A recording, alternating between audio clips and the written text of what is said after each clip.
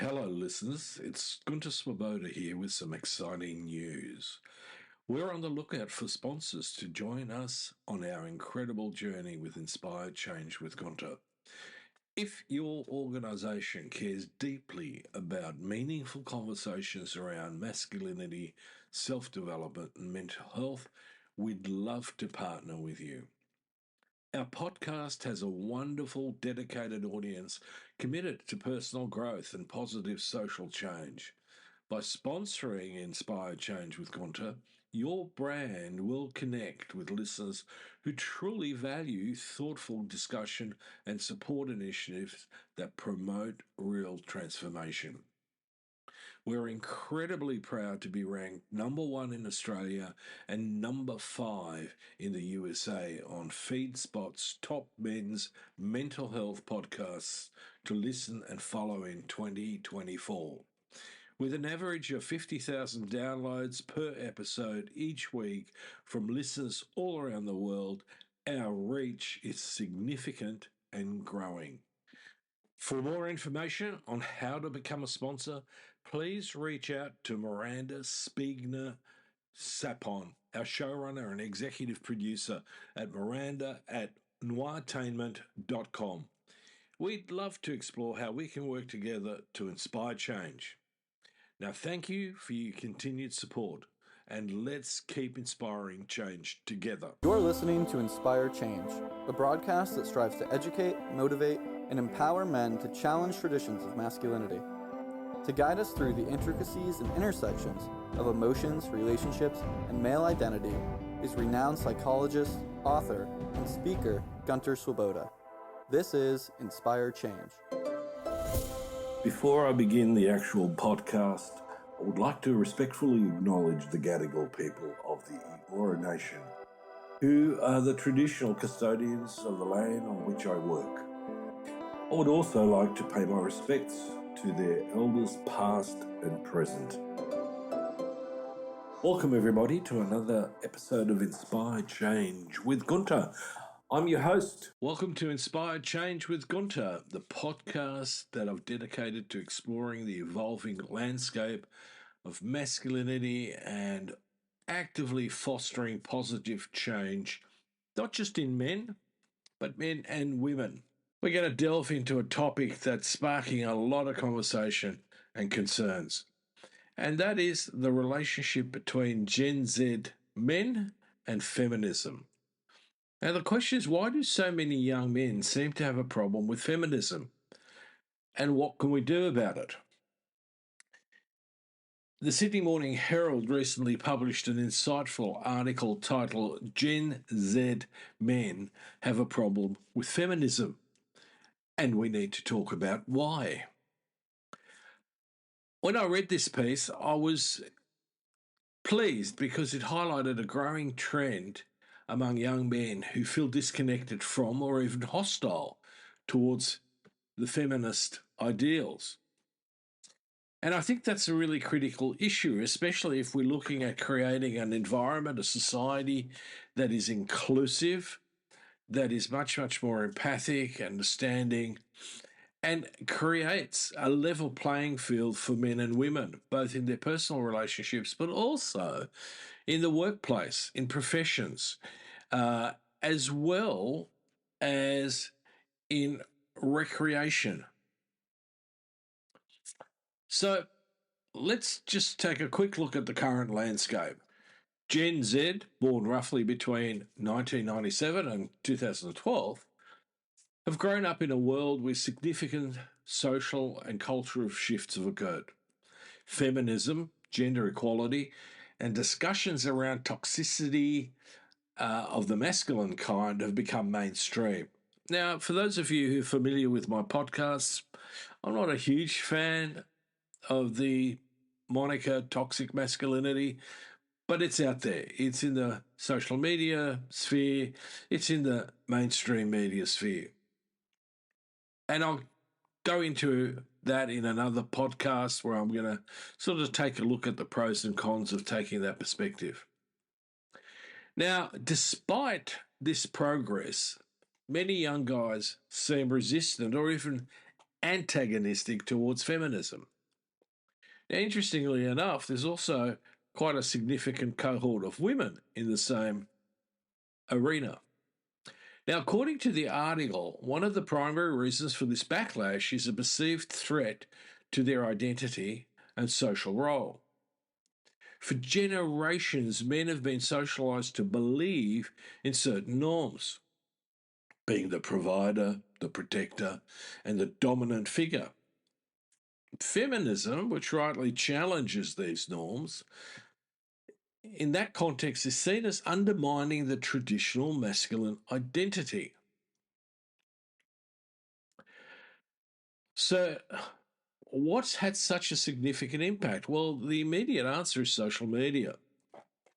We know that social media plays a significant role in shaping these perceptions. Platforms like YouTube, TikTok, and Instagram are rife with influencers who intentionally or unintentionally propagate anti-feminist rhetoric. Algorithms push content that generates strong reactions, often amplifying controversial viewpoints. It's an echo chamber, and this echo chamber effect can reinforce negative attitudes towards feminists and feminism amongst impressionable young men. The other part to this is that the anonymity of the internet allows for the spread of misogynistic views. And there is no accountability in that context. This virtual environment can create a skewed perception of reality, where the loudest voices are often the most extreme. So, another critical factor in this picture is that there is a fundamental gap in education. While schools may teach about historical figures and milestones in the feminist movement, there's often a lack of comprehensive education on contemporary gender issues. So many young men are not given the tools to critically engage with feminist concepts or understanding the nuances of gender equality. Now, that's not the only problem, because the last sort of thing that I was saying was a lack of critical engagement, right? We're not focusing on teaching young people, both men and women, to seriously be able to critically evaluate what they're being taught, what they're being exposed to, and what they're saying, and what other people are saying. We need to be able to harness young people, especially, in being more curious and more understanding and better educated, better informed about not just the history of gender issues, feminism in particular, but also the evolution of this, because it's not simply a straightforward topic. There's lots of influences in this. We often try to paint a picture of one size fits all, and that certainly isn't the case, especially when we're talking about women, feminism, and masculinity. As I've said before, I don't see a lot of men talking about patriarchy, whereas I think it's really important that men understand what they've been socialized into. What is it that makes them tick on a psychosocial level, and how to deconstruct that. But all of that requires a considerable amount of education. And, in some respects, we're lacking in that. So, one of the things that arises from this is that many men and women, many boys and girls, actually have issues with their psychological state, because one exists in the context and relationship to the other. So this lack of educational and informational database leaves a lot of room for misinformation and misunderstandings, and where they can flourish too. It's not just that they sit there, they actually grow. It's like, a virus that multiplies. When young men are not taught to see feminism as a movement for equality that benefits everybody, then they're likely to look for something that compensates for their feelings of being threatened, especially with regard to their status and the privileges that they've held. So the problem continues to exist when we're trying to combat this, that there is a hierarchy that is being extrapolated by these young men. So if they don't feel on top, they make the assumption that women want to be on top. And it's not a question of being on the same level. So again, we're resorting to a dated concept in the construction of human relationships within our society. So let me come back then and talk a bit about the role of patriarchy in this. My view is that what we've been seeing in the last 25 to 30 years is a fundamental backlash against the movement of equality through feminism.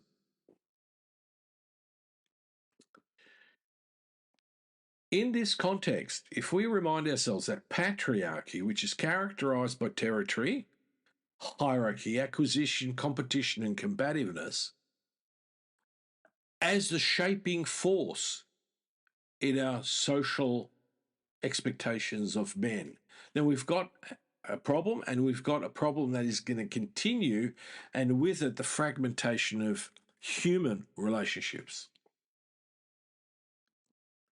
So these patriarchal values are so deeply ingrained that fundamental principles of feminism or humanism, of equality, cooperation, and shared power seem not just alien, but actually threatening.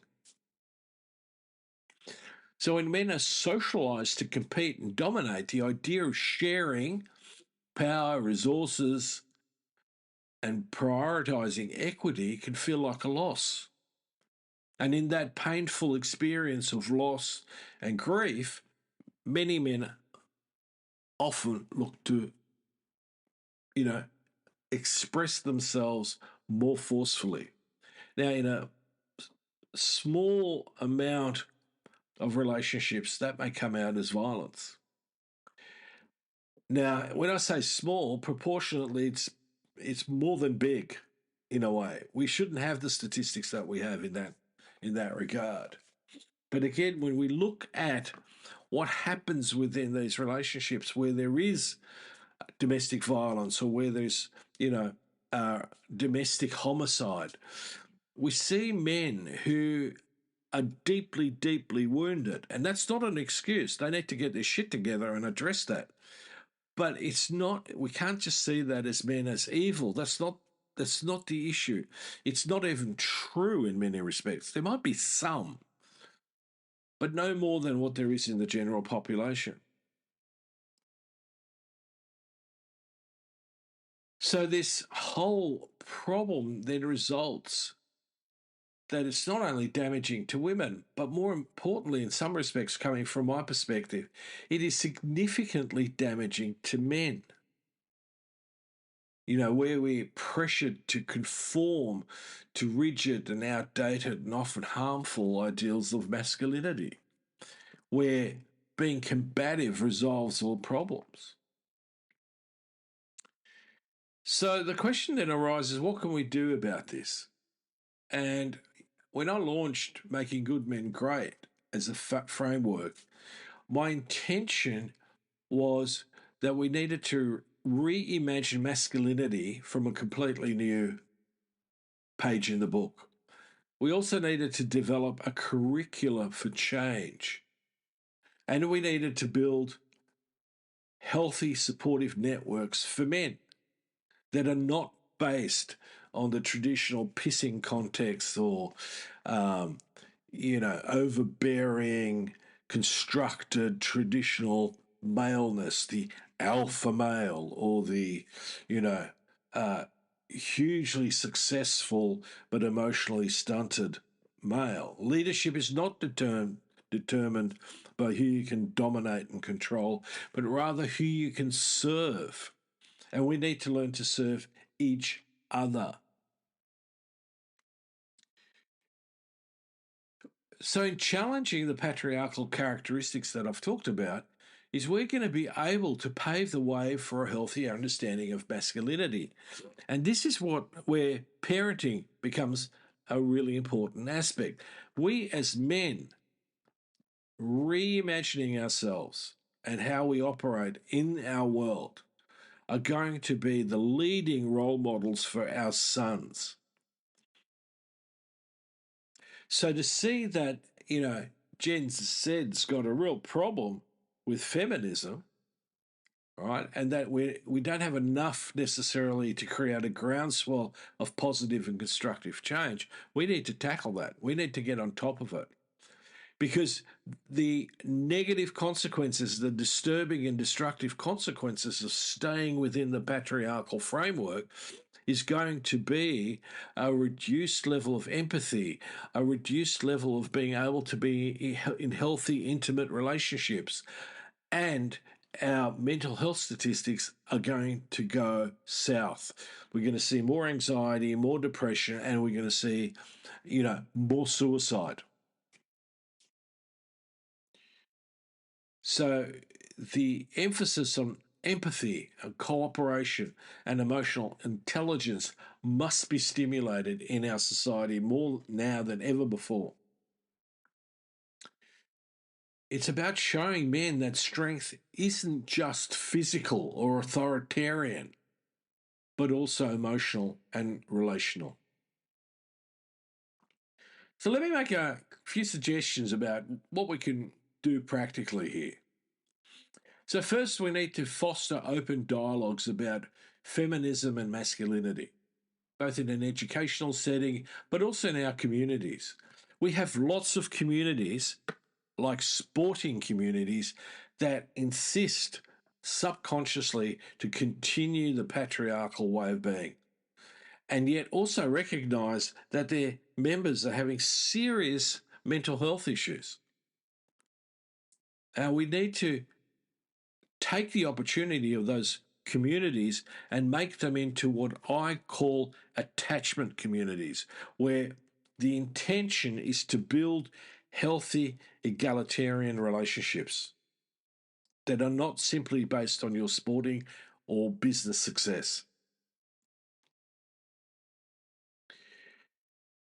In those spaces, we need to create even more safe spaces for young men to be able to learn how to express their fears, their misconceptions, so that that can lead to a greater sense of understanding and acceptance. Secondly, we need to promote positive role models who exemplify healthy and progressive men. Highlighting men who champion gender equality and embody the values of empathy and cooperation and distribution and respect will no doubt inspire many, many young men to follow suit.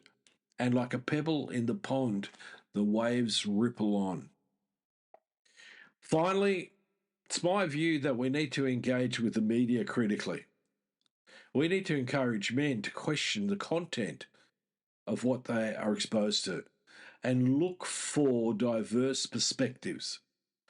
Media literacy is a crucial aspect in an age of rampant misinformation.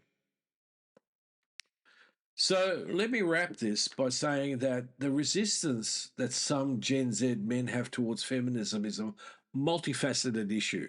There is no one size fits all to fix. It's rooted in identity, it's rooted in socialization, but very importantly, it's rooted in a bunch of misinformation. Women are not striving to get on top. Women are striving to be equal. Now, there may be a few aberrations in that context, but we should be able to deal with that. We shouldn't be threatened by that. We need to guide these young guys towards a more inclusive and equitable future. by helping them to see being a man through a different set of lenses. So, on that note, I'm going to leave this particular topic. I want you to think about it. If you're on the net, please look it up. It was a Sydney Morning Herald, and it was called Gen Z Men Have a Problem with Feminism. We need to talk about why. Please read the article.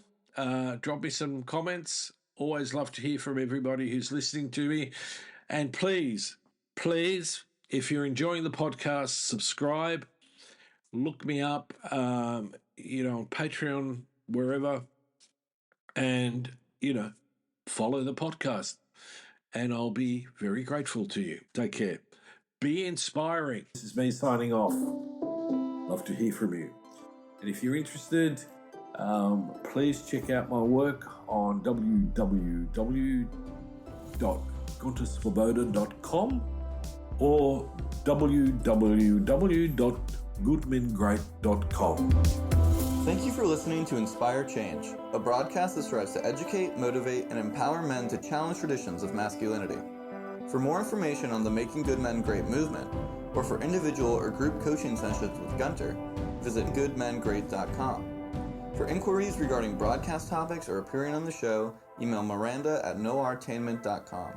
That's Miranda at NOIRTAINMENT.com.